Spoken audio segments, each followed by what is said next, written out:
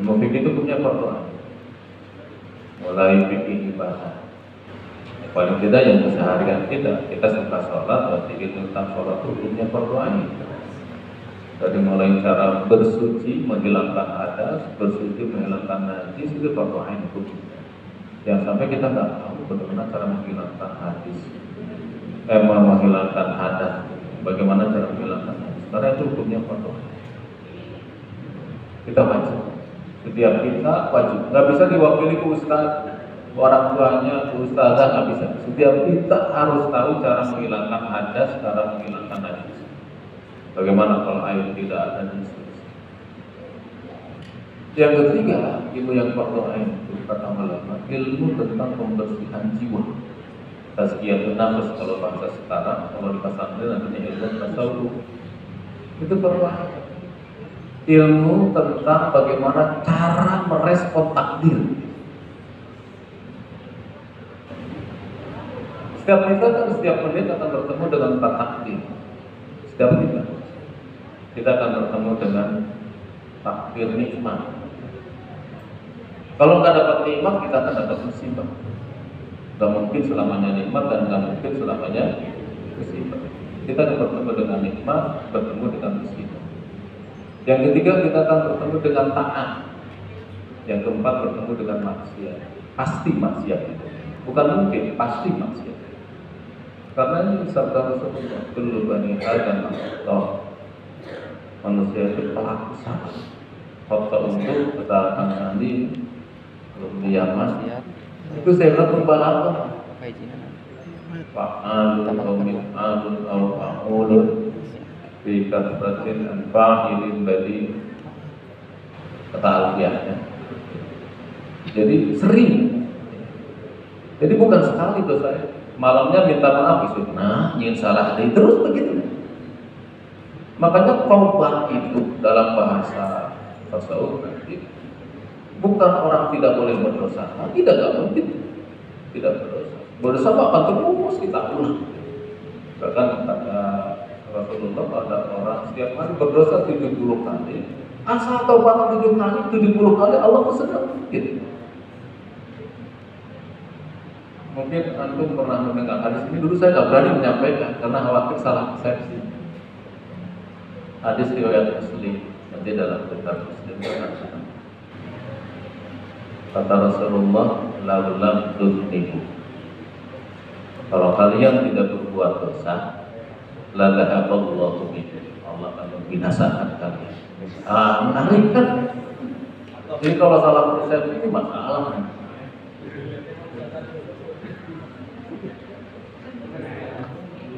Ini hadis riwayat Muslim. Kata Rasulullah, laulam tuznibu la dhahaballahu bikum. Jadi kalau kalian tidak berbuat salah, maka Allah akan membinasakan kalian. Walaja biqaumin, Allah akan menggantikan dengan sebuah kaum yudnibun, mereka pelaku dosa. Fayastaghfirun Allah, tapi mereka kemudian beristighfar. Rasul menggunakan huruf amtoknya fa, tidak tunggu. Setelah dosa langsung tobat. Tong didakwa disuka pakai tobat begitu. Kan orang mau tobat dengan dakwaan asul awasi. Padahal setiap dosa langsung didatangkan tobat.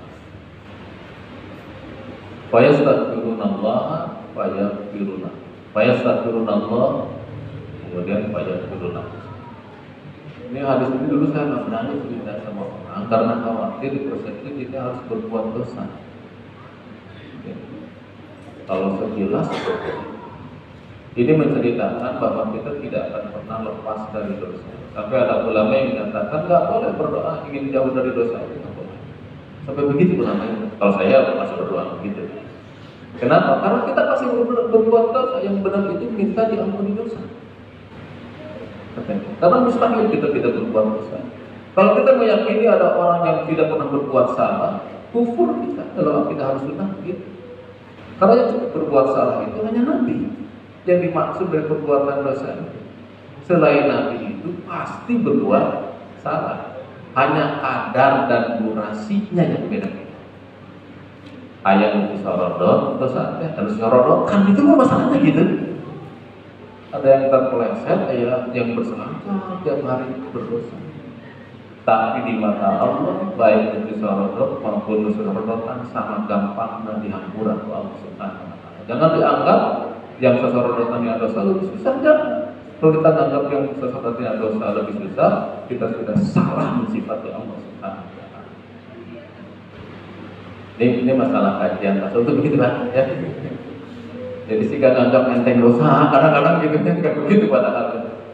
Baik, kita masuk ke kajian tasawuf. Apa sih tasawuf? Tasawuf itu kalau dalam kitab Imam lebih 2000 definisi.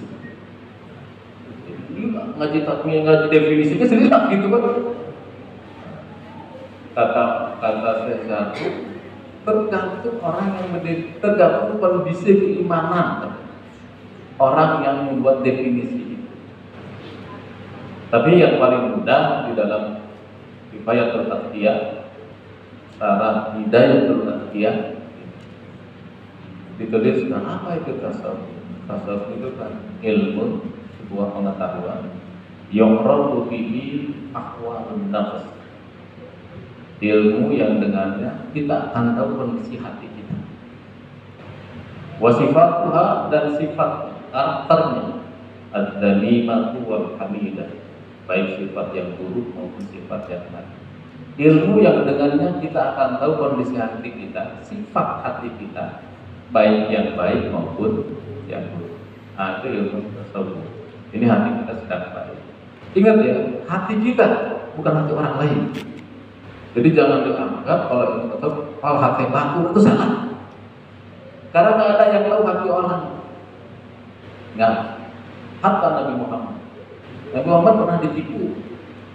Dan Nabi nggak tahu hati orang.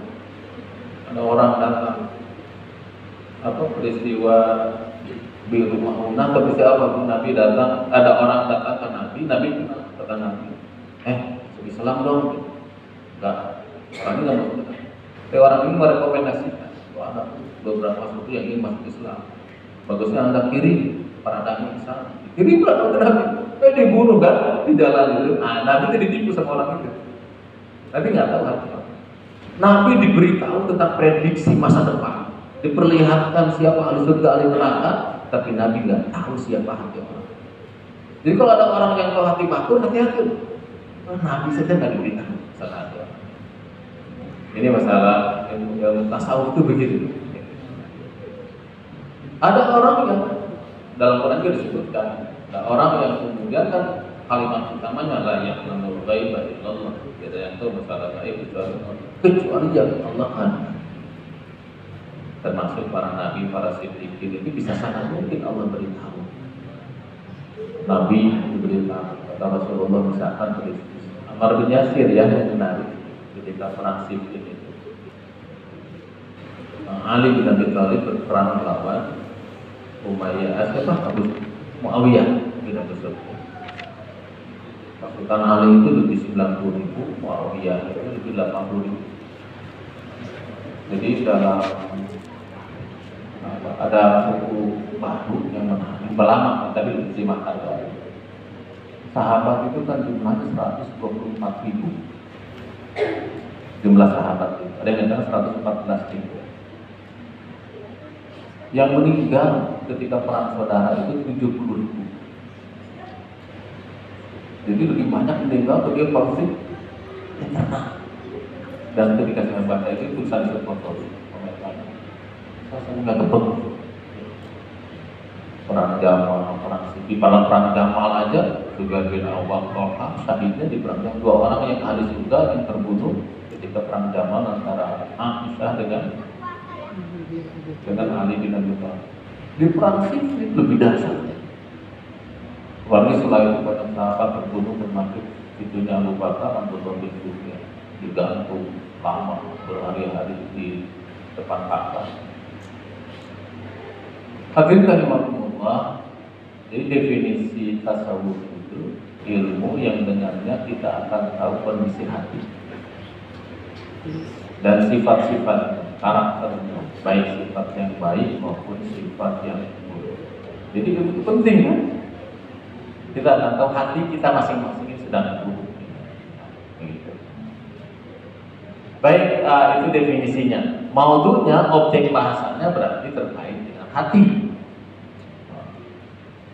Jadi objek bahasan tasawuf itu bagaimana cara mengelola hati. Makanya kalau hati terkait merespon takdir tadi. Nah, kalau fikih dan ilmu tentang al-ilmu bil ahkam syar'iyyah, ilmu tentang hukum, mana wajib, mana sunnah, dan fikih itu pasti ada perdebatan. Karena kalau tidak ada perdebatan bukan fikih. Makanya kalau sholat itu wajib itu bukan bahasan fikih. Hukum sholat fardu wajib itu bukan fikih. Karena kewajibannya langsung dari Allah. Puasa Ramadan wajib bukan fikih. Fikihnya itu hari niat ikuti atau ikuti berat. Nah, niatnya itu bahasan fikih. Di sana ada khilaf kalau fikih. Kata Abu Hanifah boleh pada subuh niat. Imam Syafi'i nggak boleh. Harus tabyidun niat, harus di malam niatnya. Kalau kasihan ke niat, ya itu asal wajib qadha. Ada perdebatan. Niat sholat itu menghadap takbir sebelum sholat, kalau setelah takbir, itu niatnya itu urusan fikih. Tapi sholat kemudian hukumnya wajib itu bukan fikih. Karena itu yang mewajibkannya Allah Subhanahu wa Ta'ala. Kalau fikih itu al-ilmu bil ahkam syar'iyyah, ilmu tentang hukum syariat. Hukum itu ada 10. Kitab taklif sama kitab wad'i. Taklif itu wajib, haram, makruh, sunat, mubah. Ini taklifinya, pembebanan. Tetapi setiap kitab taklif pasti ada kitab wad'i. 5 juga. Sabab, syarat, sah, batal, mani. Setiap kita tahu wajib, maka harus hafal kitab wad'inya. Salat zuhur wajib enggak? Wajib. Tapi kalau syaratnya belum terpenuhi jadi haram gitu kan. Jihad wajib enggak? Wajib kalau syaratnya terpenuhi. Nah, makanya ada sabab, ada syarat, ada sah, ada batal, ada mani. Itu namanya kitab wad'i. Pasti semua hukum taklifi itu ada kitab wad'inya. Seringkali kita hanya melihat taklifinya saja. Sunnah, wajib, padahal nggak tahu persyaratannya apa. Ketika syarat nggak terpenuhi, bisa haram. Puasa itu wajib, ternyata ada mani yang mencegahnya. Apa yang mencegahnya? Haid misalnya. Malah kalau orang haid puasa dosa. Wajib ngeliwat no haid mah gitu. Wajib metis begitu. Pula ada puasa di mazhab Syafi'i haram. Dia wajib makan, wajib buka. Nah ini masalah. Jadi tidak wajib, jangan pendekatan dengan hukum taklifinya saja, tetapi kita wad'inya pun harus dipahami. Biasanya kalau dalam urusan fikih pasti dibahas syarat sah anu gitunya, nggak batal pun segala macam. Makanya syarat sah batal membatalkan, mani jadi sabab, syarat sah batal, mani ada 5. Makanya kata para ulama kalau fikih mah pendekatannya, misalkan sholat yang harus tahu pertama syarat sah, yang kedua rukunnya, yang ketiga yang membatalkan, minimal itu aja. Untuk apa pasunatan sholat, pasunatan sholat minimal syarat sah, rukunnya, nggak batal, jangan sampai kita jatuh pada dosa. Minimal ya. Kalau bisa tahu nanti sunnah. Nah kalau tauhid, ilmu tentang al-ilmu bi annallaha wahid, ilmu tentang bahwa Allah esa. Itu salah satu definisi. Ada definisi lain, tauhid itu ifradul ma'budi bil ibadah, mengesahkan Allah dalam ibadah, ma'tiqadi wahdatihi, disertai dengan meyakini keesaannya. Kita tahu Allah, beribadah hanya kepada Allah, sama sambil meyakini keesaan, ma'tiqadi wahdatihi, mengesahkan keesaan. Kemudian nanti kita masuk pada hikmah yang pertama. Kita langsung aja. Karena kalau pembukaan itu hampir 20 halaman nih jadi kan. Kalau mukadimahnya dalam kitab ini hampir 20 halaman.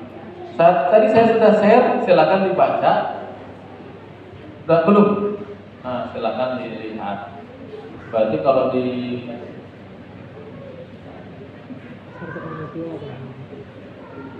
dalam yang di share tadi halaman yang awal lah, lebih awal, silakan dilihat. Hikmah yang pertama itu nih, karena hikam itu jamak dari hikmah.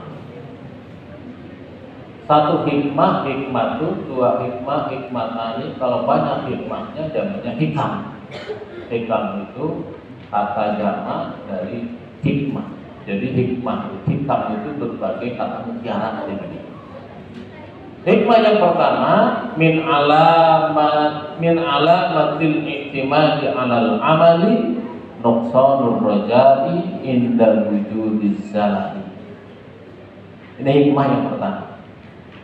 Kalau terjemahnya, di antara tanda orang bersandar kepada amal, kan bersandar itu harusnya kepada siapa? Kepada Allah. Di antara tanda orang bersandar pada amal bukan kepada Allah, kata penulis, nuqsanur raja, adalah berkurangnya harapan inda wujudiz zalal, ketika kita menemui kesalahan, kegagalan. Kalau kita salah, bisa jauh di surga. Orang ini bersandar karena sholat, lain kali. Begitu maksiat karena saya jauh dengan Allah, tanda orang ini bersandar pada ibadah, bukan ke Allah Subhanahu wa Ta'ala. Baik. Jadi ini hikmah pertama. Di antara tanda seseorang bersandar pada amal adalah berkurangnya harapan ketika ada kesalahan. Penulis kemudian menjelaskan apa itu amal. Kata beliau, amal itu ada 3 dalam kajian tasawuf. Sufi amal itu kata gitu. Yang pertama yang disebut dengan amalus syariah. Yang kedua amalus thariqah. Dan yang ketiga namanya amalul haqiqah. Ini pembagian amal versi ulama tasawuf, terutama versi penulis kitab Iqadul Himam, karena hikam itu persarana puluhan. Terakhir yang mensyarah hikam itu adalah Syekh Sa'id Ramadan Al-Buti. Itu 5 jilid, 4 jilid. Syarah hikam versi beliau, dan itu luar biasa. Syarah hikam Sa'id Ramadan Al-Buti. Syekh Ramadan itu nulis fiqh sirah, juga nulis syarah hikam. Dia ada kajian rutin hikam di Damaskus itu. Sa'id Ramadan Al-Buti. Oh ya, saya mengatakan Ibnu Athaillah itu penulis ini, itu adalah muridnya Abul Abbas Al-Mursi, orang Mesir pasti. Ibnu Athaillah As-Sakandari atau Iskandariyah, orang Mesir. Nah, Abul Abbas muridnya Abul Hasan Asyadili, pendiri Thariqah Syadiliyah. Thariqah itu banyak di Indonesia itu. Yang pertama itu ada Qadiriyah, ada Naqsabandiyah, ada Tijaniyah. Nah, ada Thariqah Syadiliyah. Nah, pendirinya Abul Hasan Asyadili. Beliau pengagum Al-Ghazali. Punya murid namanya Abul Abbas Al-Mursi, orang Mesir.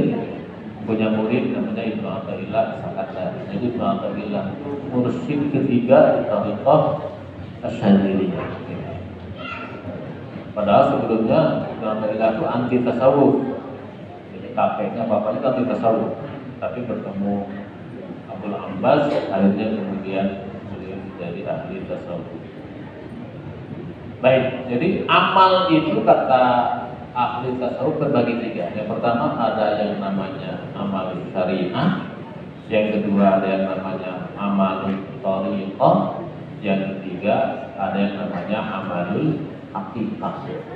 Ini istilah pembagian amal dalam pandangan ilmu, terutama penulis kitab Iqadul Himam, Ibnu Ajiban.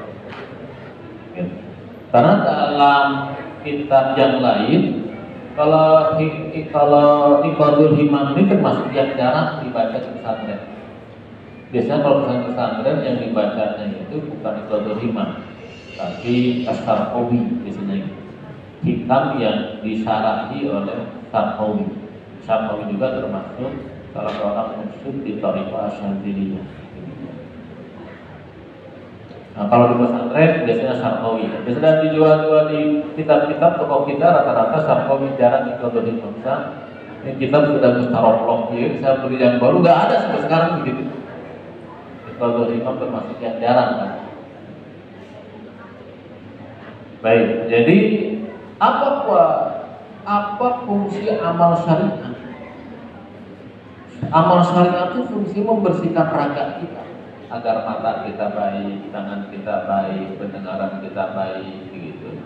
Maka kita harus beramal syariat.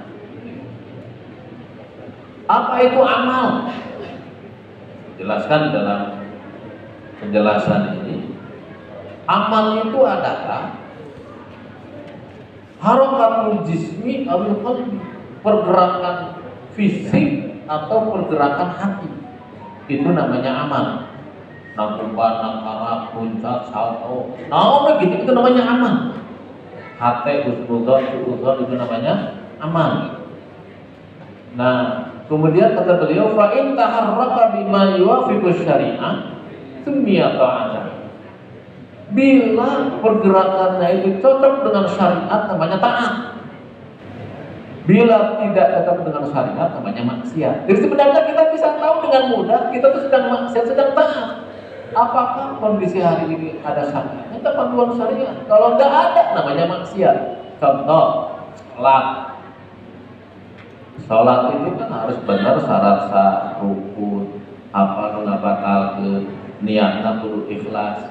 Bila tidak ada salah satu, maksiat sholatnya itu gitu, karena tidak cocok dengan syariat. Allahu Akbar, kayak memuji batur, itu maksiat. Jadi sebuah amal yang tidak cocok dengan syariat, amal apapun itu namanya maksiat. Jadi itu kan urusan-urusan hati akhirnya kita nggak bisa lihat penampilan saja, dan yang tahu hanya dirinya. Sedekah kita apakah atau maksiat ya sesuai dengan syariat atau tidak. Jadi sebuah amal atau amal fisik maupun hati, ngomong kita taat, maksiat tinggal apa sesuai dengan syariat atau tidak. Kalau dengan syariat namanya taat, tidak sesuai syariat namanya maksiat. Jadi definisi amal itu kata Ibnu Ajibah adalah harakatul jismi awil qalbi, pergerakan hati, fisik atau hati. Fa in taharraka bima yuwafiqus syari'ata sunniya ta'atan. Bila cocok dengan syariat namanya taat. Wa in taharraka bima yukhalifus syari'ata sunniya maksiatan. Bila pergerakan hati dan fisik kita itu menyelisihi syariat, itu namanya maksiat. Apakah melayani suami itu bentuknya taat? Bisa taat, bisa maksiat. Kalau panduannya syariat taat, kalau menyelisih syariat maksiat. Jadi kita tuh akan sangat tahu masing-masing kita ngariung diri itu taat atau maksiat, gampang kan? Yang tahu masing-masing bisa maksiat, itu anugerah maksiat ayah, anugerah taat ayah, begitu.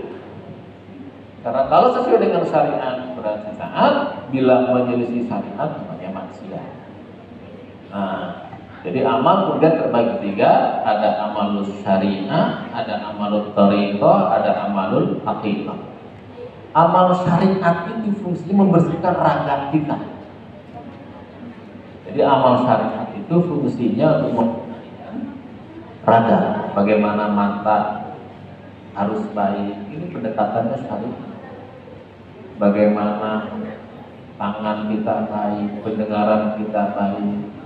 Kata Al-Ghazali kan, saum yang berpahala itu ya saum yang khawas tadi, yang pendekatannya bukan hanya pendekatan syariat, tapi bagaimana kemudian ada thariqahnya dan seterusnya. Nah, jadi amal syariat fungsinya membersihkan raga, amal thariqah fungsinya membersihkan hati. Kemudian amal haqiqah fungsinya membersihkan ruh. Jadi ada raga, ada hati, ada ruh nanti. Nah, jadi raga kita ingin baik dengan amal syariat. hati kita ingin baik dengan tariqah, amalul tariqah, kemudian ruh kita ingin baik nanti dengan amalul haqiqah. Urutan ini kita nggak bisa langsung ke hakikat, nggak bisa langsung ke tariqah. Kita harus selesai dulu di amal syariah.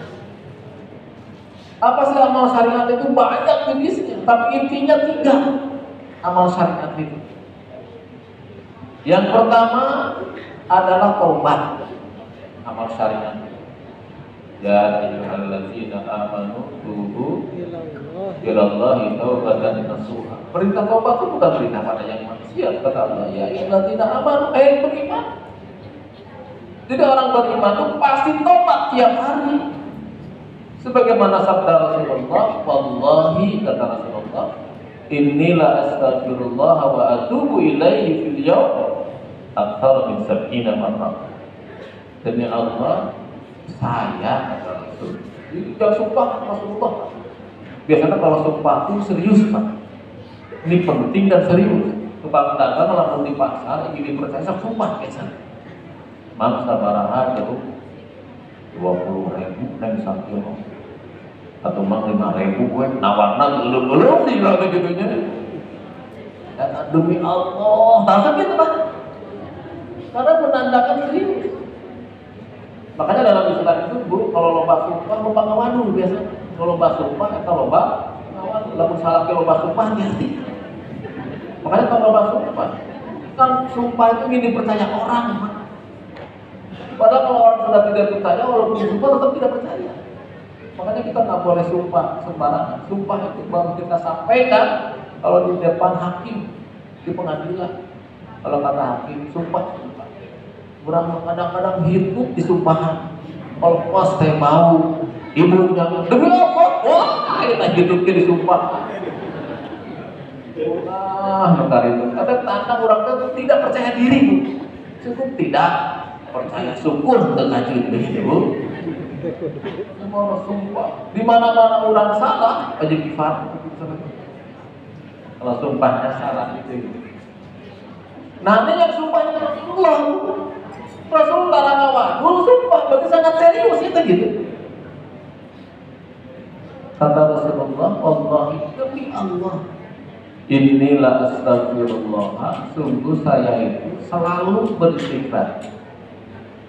Kalimatnya selalu, karena ini ilmu mudhari.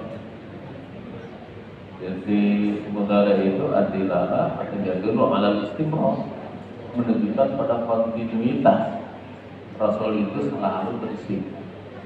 Wa atubu ilaihi, dan bertobat. Jadi istighfar itu 2 hal berbeda dengan tobat. Istighfar itu bukan tobat itu bukan istighfar. Istighfar itu pekerjaan lisan. Kalau tobat itu kerjaan hati. Banyak orang istighfar tapi nggak bertobat. Kata ulama, ada amalan baik padahal nggak ada manfaatnya. Di antaranya istighfar tanpa tobat. Gitu. Agak serem memang stadium gitu. Kata ulama itu ada 4 masalah amalan yang kelihatannya baik tapi sebenarnya nggak bernilai baik. Pertama, istighfar tanpa taubat. Yang kedua, ibadah tanpa ikhlas. Sholat tapi itu ikhlas ada. Yang ketiga, roja, berharap ke Allah tapi tidak beramal. Ayam ke surga, sare gitu. Ayam ke surga, gak boleh. Ayam ke surga, berobat untuk para rubuh. Dia tuh punya harapan ke surga, tapi tidak beramal. Itu harapannya nggak ada manfaat. Yang keempat, mau siar ku Allah, tapi tidak menghindari maksiat. Aduh, siar ku Allah, pikir deh maksiatnya gitu. Nah, kata ulama ada 4 yang kelihatannya baik, tapi sebenarnya nggak bermanfaat kalau tidak diikuti dengan amal yang lain. Istighfar dengan tobat, amal dengan ikhlas, roja dengan amal tadi, kemudian haul dengan menghindari maksiat. Baik, jadi amal syariah itu yang pertama adalah taubat. Banyak amal yang lain, tapi yang pertama taubat. Jadi kerja harian kita itu, tugas harian itu taubat sebenarnya. Taubat. menyesal dari semua kesalahan. Pan berapa sering tobatnya dikumpulkan sekabeh dosa. Jadi tobat yang benar itu, yang ideal itu adalah beristighfar, bertobat atas setiap dosa itu. Aduh, tadi geus maksiat, istighfarna ingat karena maksiat tadi. Nah, rukun tobat itu ada 4. Baru disebut tobat kalau terpenuhi 4 hal. Yang pertama an-nadam, menyesal. Jadi kalau tanpa penyesalan bukan tobat. Lalu siapa yang bisa menyesal? Yang bisa menyesal itu pasti orang-orang yang merasa bersalah. Karena kalau tidak merasa bersalah, gak akan pernah bisa tobat. Karena itu kalau pelacur merasa bersalah, ustaz merasa soleh, yang bisa tobat itu pelacur. Ustaz mau bisa tobat, dia ujung karena lapar. Mulai pelacur dengan ustazah, yang siga ibu pak. Tapi ustazah dari pelacur kalah itu. Nggak pernah aku. Tasawuf kali itu. Oh ternyata asap di surga lu teman, padahal masih kena di dunia.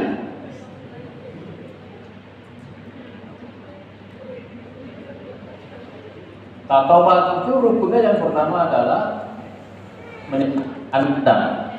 Dalam penjelasan lain an-nadam buat taubat. At-taubah ia nadam.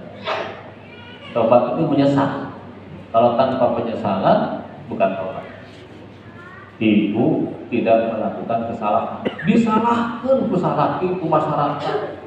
Walaupun dipaksa, tapi nggak akan pernah menyesal dan memang tidak merasa berbuat salah. Jadi penyesalan itu muncul kalau kitanya merasa bersalah. Dan merasa bersalah itu nikmat besar.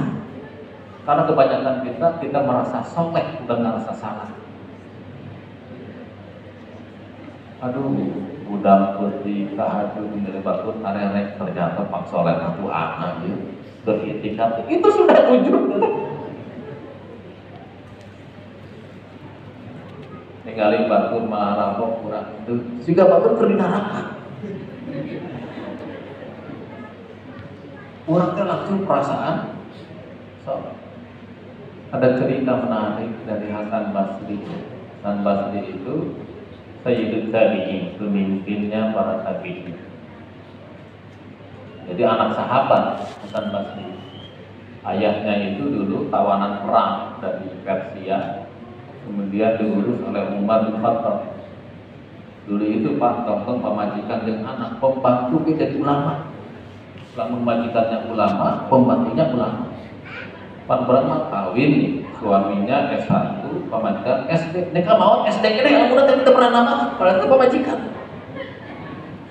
Harus nama terus bermaster tambah pengetahuan. Nah ayahnya Hasan Basri itu dulu hamba sayanya Umar bin Khattab. Dididik Umar jadi ulama. Anaknya pembantu ini, Fadimah ini, apa sih? Jadi ulama juga yaitu Hasan Basri. Dikenal Hasan Basri itu. Jangankan mendengar ceramahnya, melihat wajahnya, melihat rumahnya saja orang tuh ingin ibadah. Jadi kalau lewat ke rumah Hasan Basri, orang tuh punya aura ingin ibadah. Kan tempat itu punya dampak. Ibu payung Ka'bah, sanajan memuji, hanya sujud. Ibu ke diskotik, sanajan pakai gamis, hanya nyanyi Bu. Begitu. Jadi tempat itu punya pengaruh gitu Bu. Makanya kata Nabi, hati-hati tempat-tempat jahat itu gitu. Kata Rasul, rumah tempat bekas maksiat banyak, segera lewat, jangan lama-lama di situ. Karena punya aura, punya dampak. Sama halnya pakaian juga nanti punya dampak, punya efek, punya bawaan, gitu, punya aura, istilahnya begitu, punya aura. Nah, Hasan Basri itu jangankan dengar ceramahnya, lihat rumahnya orang tuh ingin ibadah. Gak ada orang bawaannya pengen ibadah orang. Kan ada orang kalau lihat pengen maksiat begitu. Ayah kalau gaul jeung saya ayam lah boleh.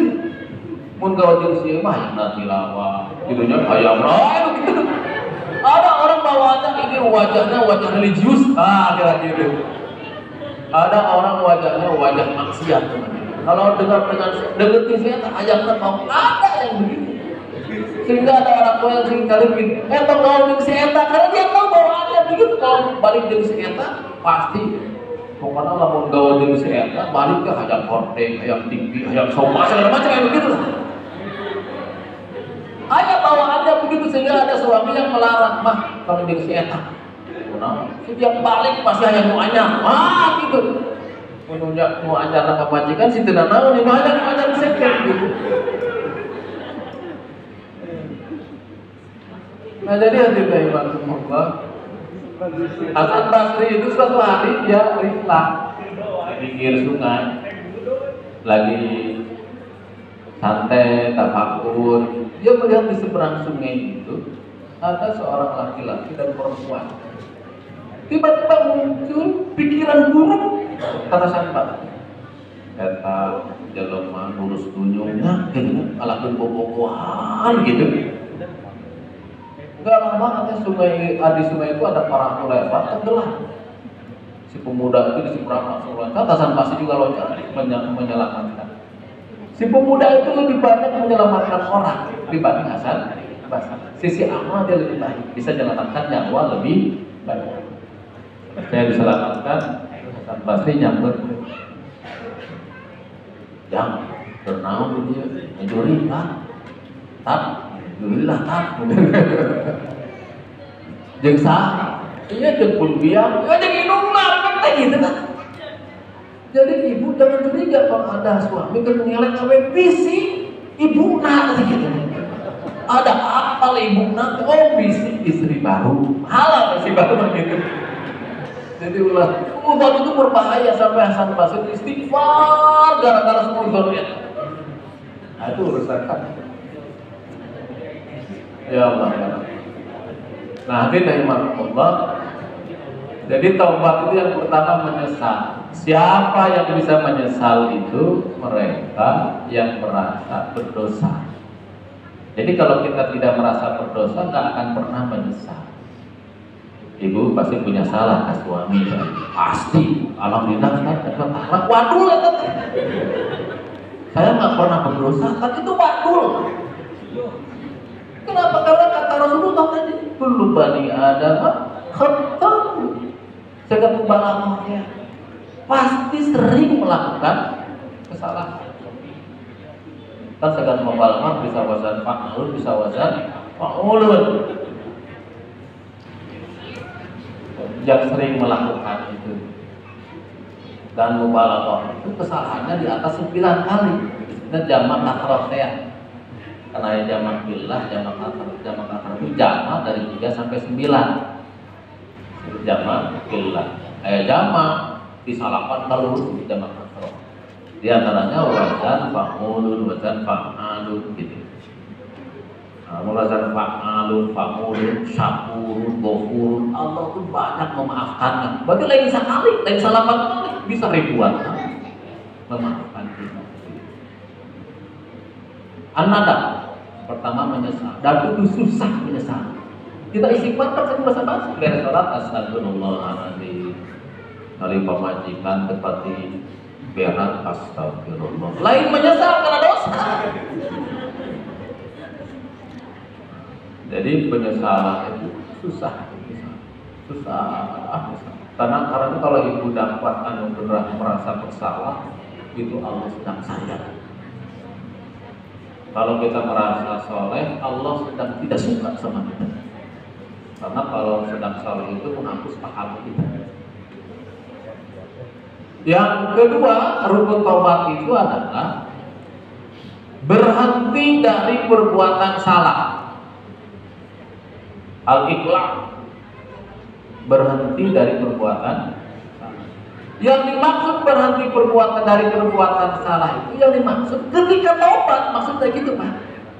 Ketika taubat jangan sampai sedang melakukan kesalahan. Sedang melacur istighfar. Tadi makhluk berlacur kan bereskan lah. Kemudian karak menyesal begitu. Jangan sampai kemudian dia istighfar sedang melakukan kesalahan. Allah tidak menerima. Ikhlas itu yang dimaksud begitu. Kalau yang dimaksud ikhlas tidak bersalah lagi, tidak mungkin. Karena kita akan terus melakukan kesalahan. beres tobat, salah deui, beres, nggak ada masalah. Yang bermasalah itu kalau sedang bersalah tobat.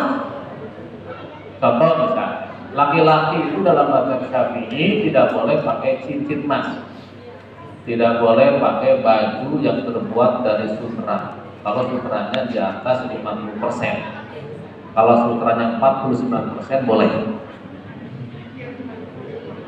Begitu mazhab Syafi'i. Jadi yang nggak boleh itu kalau di atas 50% sutranya. Makanya ditimbang lah sutranya berat mana ya, gitu. Kan ayah gedinya sarung sama rena, gedinya terbuat dari sutra, itu sutranya paling 10%. Ya. Biasanya gitu, tara pernah 100% karena haram laki-laki memakai pakaian yang terbuat dari sutra. Kalau perempuan pakai sutra. Baru laki-laki itu boleh pakai sutra, lamun ke pakai sutra anak-anak tuh baru nyaman kalau pakai sutra. Itu baru boleh kata mazhab Syafi'i. Saya sendiri nggak tahu sutra itu seperti apa ya. Asa hayang mereka majikan bahan sutra gitu. Nah tiba-tiba laki-laki itu pakai sutra, pakai cincin emas, berdosa dalam mazhab Syafi'i itu. Istighfar, kerja pakai kene baju sutrana itu gak diterima oleh Allah Subhanahu wa Ta'ala. Buka heula bajuna, buka cina, ganti istighfar, tobat. Masalah seminggu kemudian dipakai, dan itu dosa baru gitu Pak. Begitu.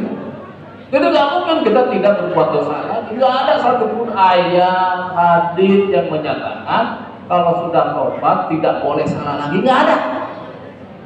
Pasti berbuat salah. Contoh ini, budak berpahala dosa. Nyintrek budak berpahala atau dosa?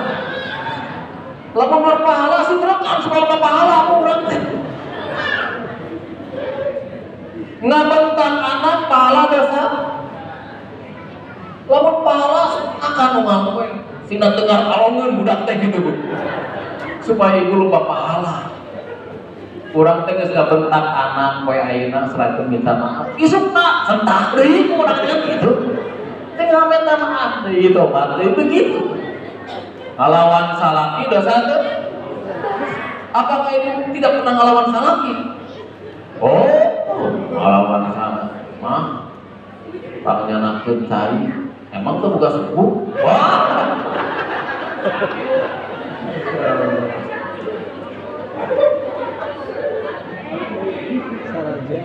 Jadi kita itu nggak akan mungkin tidak berdosa, nggak mungkin. Dan tobat itu keajaibannya, kalaupun kita nggak punya amal, asal buat dosa ke surga. Ini menariknya tobat ini. Kenapa tobat didahulukan? Karena kalaupun amal kita sedikit, bahkan tidak punya amal, asal dosa kita nggak ada ke surga. Mau akan neraka. Seperti bayi yang meninggal, balita meninggal, orang yang belum balik meninggal, itu kan kekataklih, dia pasti ke surga. Orang gila meninggal ke surga. Kalau gila nanti letik, hari gila karena pemajikan direbut batu, nama itu dihitung lah. Jadi kalau anak-anak gila itu jangan sungguh. Kalau gila dari kecil itu ada surga. Ibu bisa minta, bilang, kan ada anak yang dari kecil ya ada kelainan sehingga dia nggak normal. Itu sudah kasih sayang Allah, itu sudah dijamin ke surga. Makanya kemudian kalau bisa ibu bisiki dia, nah nanti kalau kamu meninggal di luar jangan lupa ingat ibu, karena kamu mau pasti ke surga. Orang macam kayak niat ke surga, lu gelok mah, asal gelok nanti ledetiknya, ya. Jadi tong sebutan temu gelok.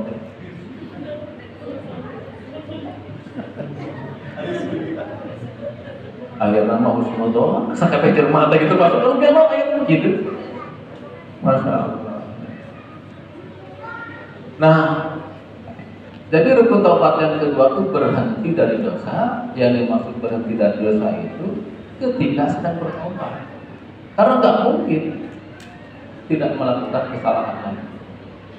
Apakah sahabat tidak bersalah? Bersalah. Apa buat pulang? Sangat mungkin buat pulang, tapi obatnya gancang.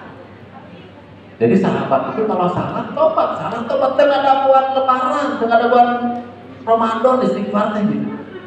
Salah tobat. Ada kisah di hadis Bukhari itu ini terkait dengan keutamaannya Abu Bakar Siddiq, nanti bisa dilihat. Di kisah itu Abu Bakar itu punya kesalahan kepada Umar bin Khattab. Abu Bakar memarahi Umar. Ini dua sahabat terdekat, dua-duanya mertua Nabi, para sehat. Kan para sehat itu haram. Tiba-tiba Abu Bakar memarahi Umar bin Khattab. Umar kenal salah kurang bicarakan. Begitu Abu Bakar sadar lain Umar punya kesalahan, Abu Bakar saat itu langsung minta maaf. Tengah ada buat disuka, kok mau ada buat beres Idul Fitri mantu. Begitu salah langsung kata Abu Bakar, Umar mohon maaf. Ini salah komunikasi, miskomunikasi. Saya minta maaf sama kamu. Umar apa yang lakukan kata Umar? Fa'aba, dia menolak permintaan maaf Abu Bakar, kabur jadi hati. Bicarakan ada buat batur. Kan sok gitunya, kepala sekolah ngarekan guru, misalkan gitu ada buat batur. Nah, Umar itu sampai kemudian tersinggung. Umar kunung fisabilillah. Dia kemudian pulang ke rumah tanpa memaafkan Abu Bakar Siddiq. Pulang ke rumah. Sampai di rumah ngerang sadar. Orang minta maaf tidak memaafkan. Itu sebuah kesalahan bagi dia. Balik doi segera mencari Abu Bakar Siddiq ke tempat asal. Sudah nggak ada Abu Bakar. Datang ke rumah Abu Bakar nggak ada juga. Pasti ke Rasulullah. Sampailah ke Rasulullah. Rupanya benar. Abu Bakar Siddiq pun merasa bersalah gara-gara tidak diterima permintaan maafnya oleh Abu Bakar, oleh Umar. Mau lapor ke Rasulullah.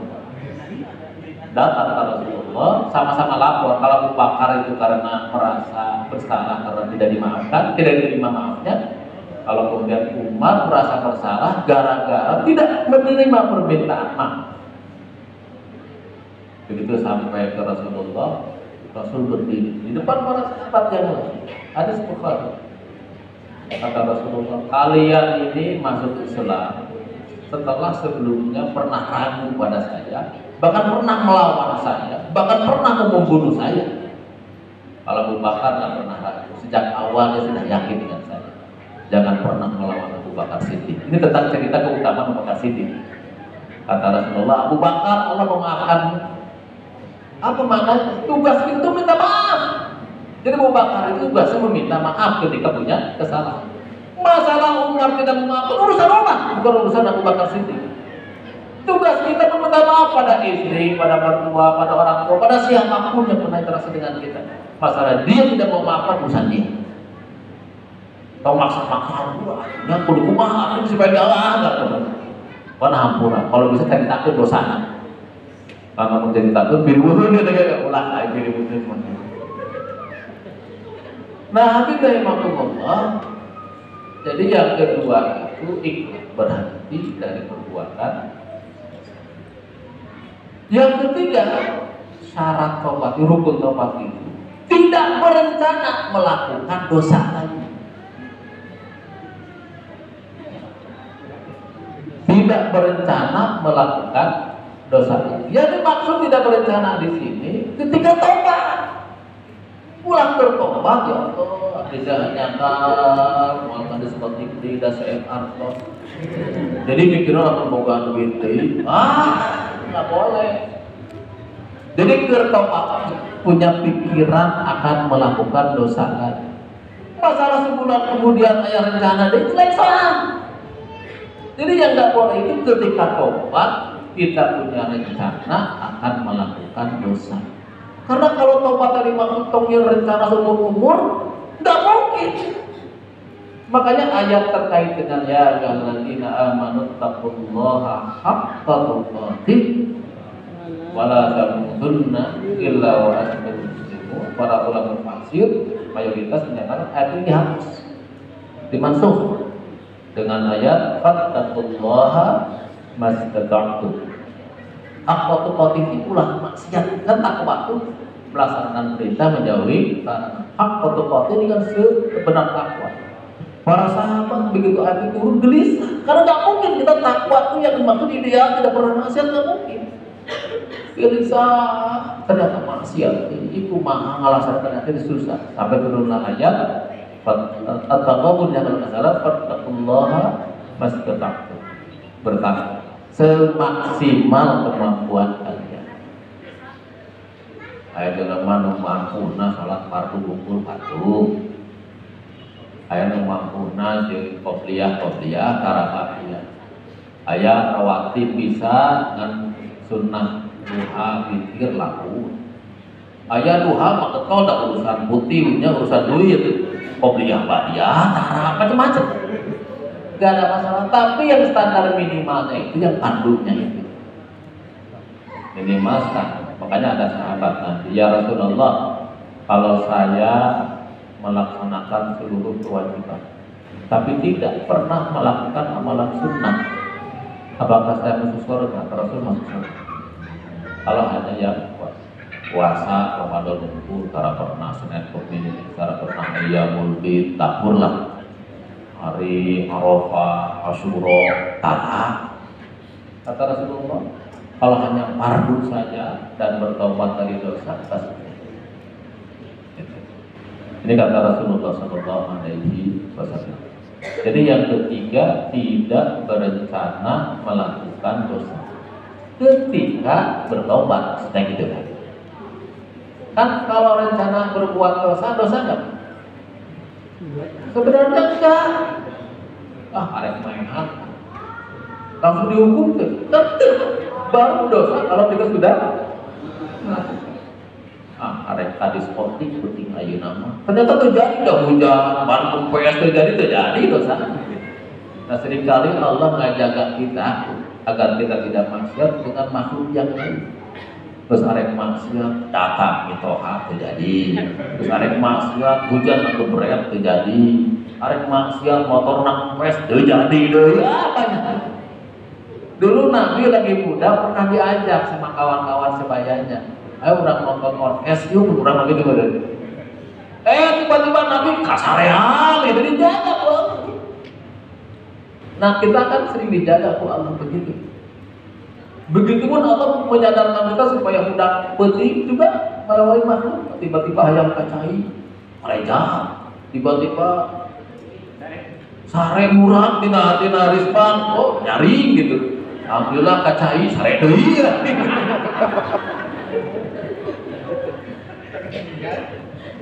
Jadi kita itu seringkali lewat makhluk Allah menggerakkan itu supaya kita bangun.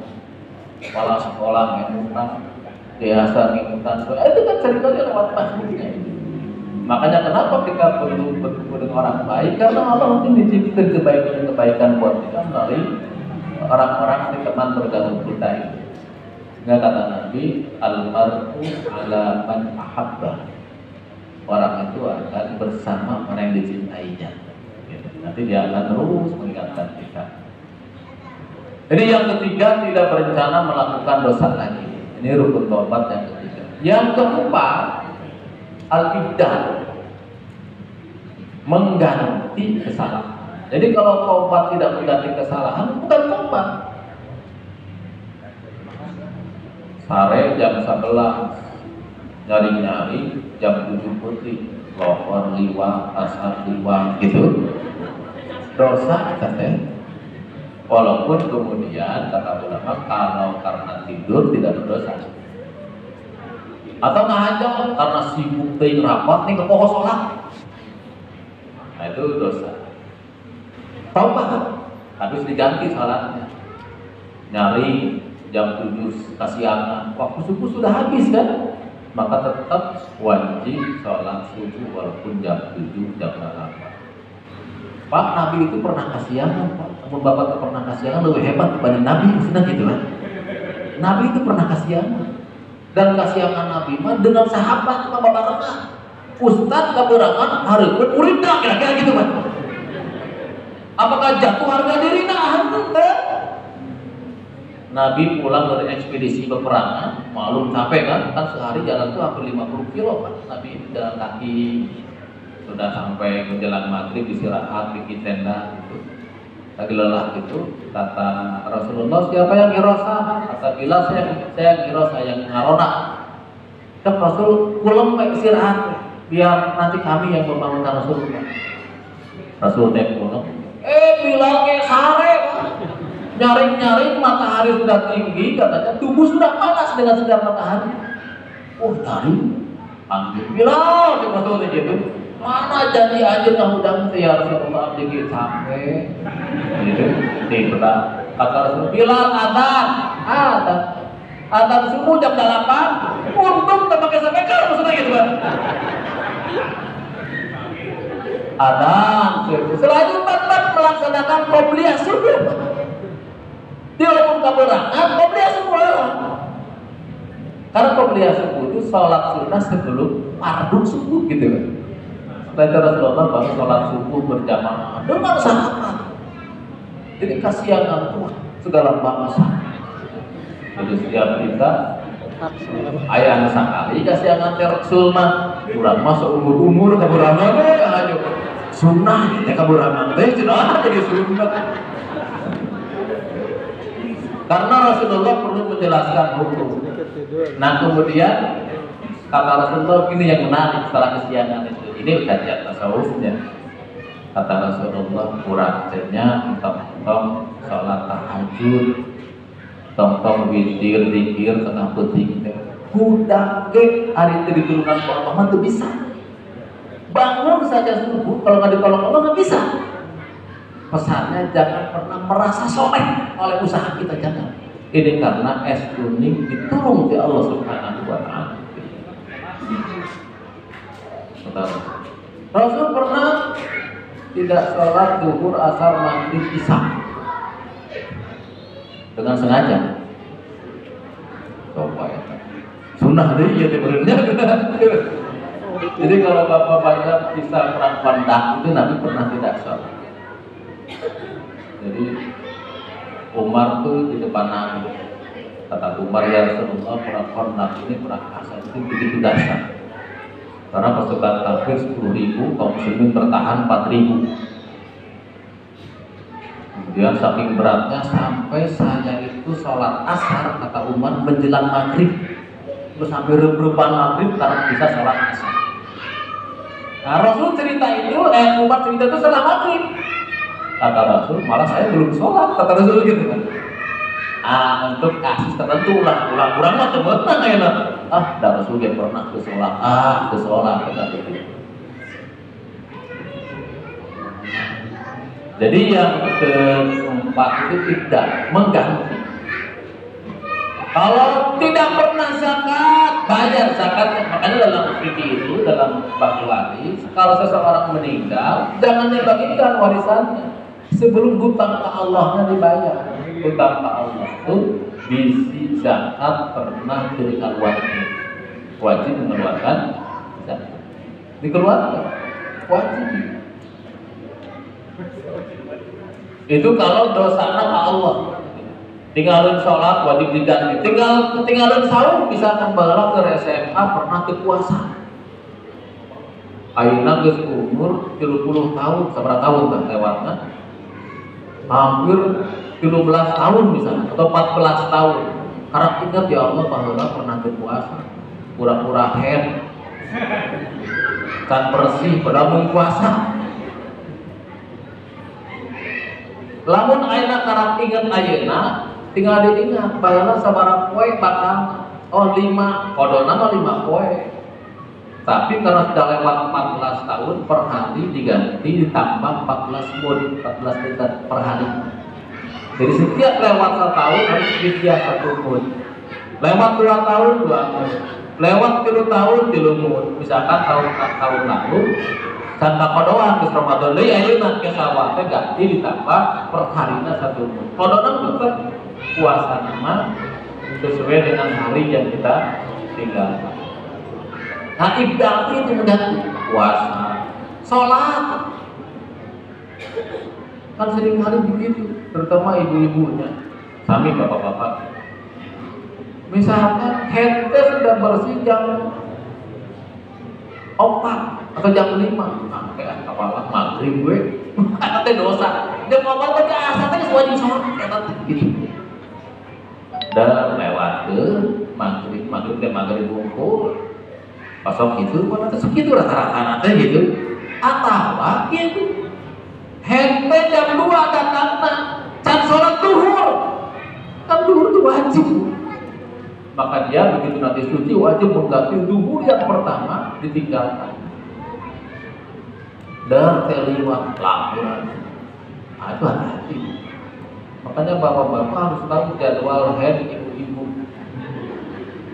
bisi head terliwat kan head aya aturan mainnya terus sakahayang anu head dan sakahayang aya aturan main minimal 24 jam maksimum 15 hari lewat jadinya istiqato misalkan begitu kurang 24 jam pasti istiqato.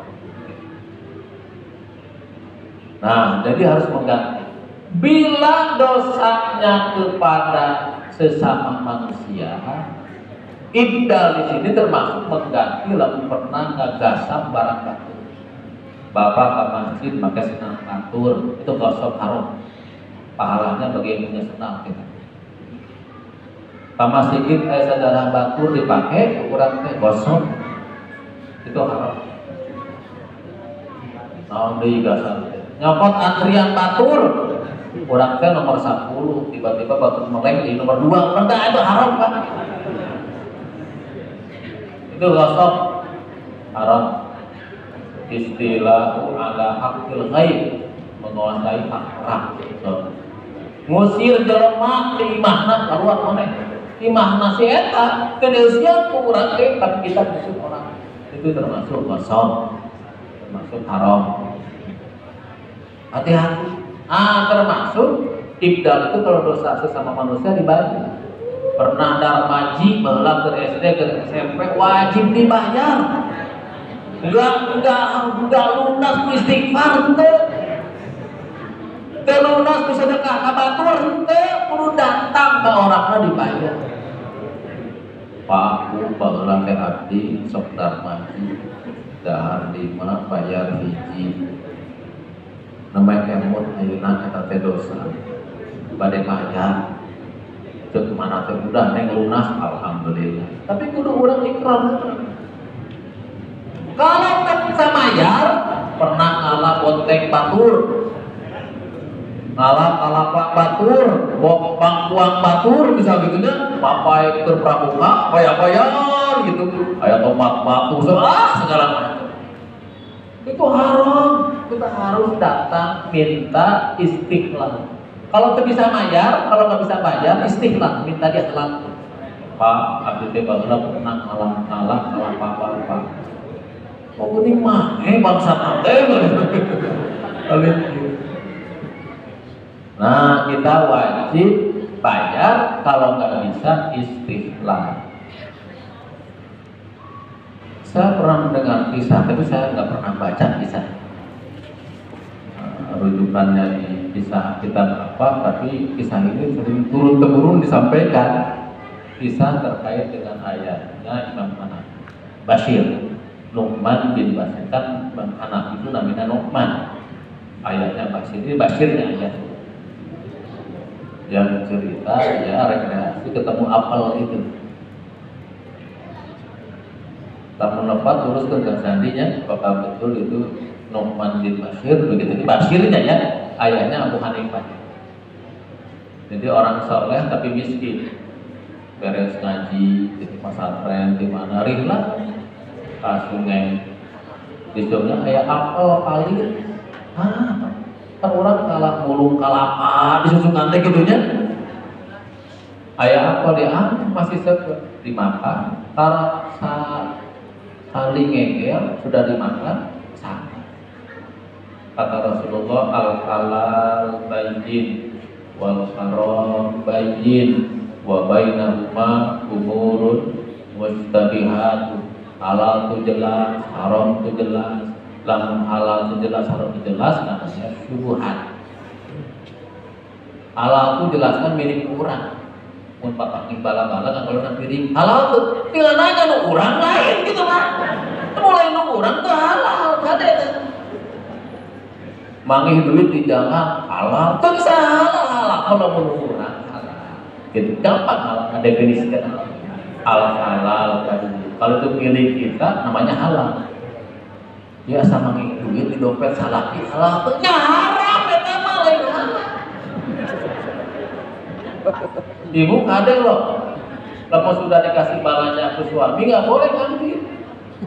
Walaupun duitnya lupa, walaupun salah merena sakit itu nggak boleh ngambil. Kalau itu cukup. Ibu kebutuhan 100.000 dikasih 200.000 nggak boleh ngambil lagi. Walaupun salah duitnya ratusan juta nggak boleh. Gimana aja ngambil lagi dompet itu haram bu, pencurian gitu. Asa atau salah itu. Tapi kalau kebutuhan 100.000 dikasih 50.000 itu mungkin boleh mencuri dari suami. Tapi hanya 50.000 karena kurangnya 50.000 itu benar 200.000. Begitu ngambil lebih kalau makanya kudu gancang lapor. Pak, tadinya harus nyungkeun dihalalkeun. Berarti itu bisa bayar. Istilah teh karena gitu. Istilah itu minta dihalalkeun kita tidak sanggup bayar. Wajib. Karena kata Rasulullah, kullu lahmin nabata min haramin fannaru aula bih. Setiap daging yang tumbuh dari barang haram neraka bagiannya. Nah, Nu'man atau Bashir ini sadar ada yang masuk dalam tubuhnya apa dicari lah di pinggir sungai kira-kira yang kenal apa. Ternyata ayam. Dia spesifikasinya ternyata sama. Datang ke pemilik kebun. Jadi dia jenis apel nu bapak mohon. Aduh abdi teh nyoba dihalalkeun. Terus digengkel sapotong gitu. Kata pemilik kebun, boleh halal tapi ente dihukum. Siap, saulah ka neraka we gitu. Naon hukuman anak ente kudu kawin dengan anak saya. Waduh, Bang. Hukumannya harus menikahi anak sang pemilik kebun. Tapi, pemilik kebun, anak saya itu buta, tuli, cacat. Aduh, aing mah kumaha ya? Daripada ka neraka kada naon gitu. Dinikah, beres nikah, mana istrinya terus di kamar. Hasil Pak Kapal, keluar nih loncat, gini mah sempurna, Pak. Gitu. Buat kurang kan kesempatannya tidak sesuai spesifikasi gitu. Pak, macam bapak korek, lolo, tanpa daksa lain, sama siloka, sila Sunda mah gitu ya, isyarat majazi. Anak saya tuh dia sangat menjaga pandangan, penglihatan, perut gitu. Kayaknya pas punya suami Anda yang menjaga makanan. Dalam hidup itu yang terberat menjaga perut. Dalam hidup yang terberat itu menjaga perut. Terberat menjaga perut. Tidak ada yang haram, tidak ada yang syubhat, tidak ada yang tidak bermanfaat. Hidup itu paling berat menjaga perut. Lisan bisa ngetetem, betul masuk. Terus lapar mah naon we. Begitu bukan. Pertama hindari yang haram. Sepakat kata warok paling dasar itu meninggalkan atau wirang itu meninggalkan yang haram itu minimal. Kalau nomor dua tinggalkan yang syubhat. Syubhat itu nggak jelas ya. Orang lain, ada batur lain itu jelas gitu. Itu syubhat. Seperti apa kalau kita syubhat itu? Seperti belut di sawah batur. Belut di sawah batur. Orang lain, manen aja tadi pelak kan belutnya gitu. Kata fikih itu syubhat. Atau lauk disusukan. Lauk emas, lauk nila, lele disusukan. Anu diduga di sawah batur, di pulau batur. Syubhat. Tapi lauk bumbu besar, beranak pinak disusukan halal. Bentur halal, bogo halal gitu. Belut disusukan halal, tapi belut di sawah batur syubhat. Sama syubhat. Lamun ngalah gurame di pulau batur haram ya. Tapi jangan perumahannya begini. Ayat ulah batur bedah geula supaya kasusukan supaya subhan. Nah, teu haram. Lamun pakai lincatna paling teu haram. Sebagaimana kalapa batur murah kasusukan paling katinggalan teu haram. Jelas aya pemilikna. Itu jadi subhan. Warok itu menjaga perut. Yang paling berat itu menjaga perut juga dulu. Susah jaga perut. Tong-tong preman ustad kita bisa ada apa? Kayak koropa, kayak sumbangan dihajar terus pak. Enggak mudah menjaga perut itu. Makanya paling berat itu menjaga perut. Makanya kenapa saum itu istimewa? Karena menjaga perut. Tidak dimasuki yang haram. Tong-tong haram mau halal kayak di imam tuh wani pak. Si bapak itu udah ngopi geula we, ngaku di puasa. Makanya kata Rasul, fa innahu li puasa itu untukku. Karena hanya karena Allah Pak puasa. Kita pura-pura puasa ada keamanan batur mana? Beres ngaliwat haluan, pura-pura geuleuh we padahal geus dua piring lieu peti segala macam geus suara kabar. Bisa. Pada kata Rasul, saum itu pahalanya tidak terbatas. Kayak hadis Nabi kan, kullu hasanatin bi asri amsalihah.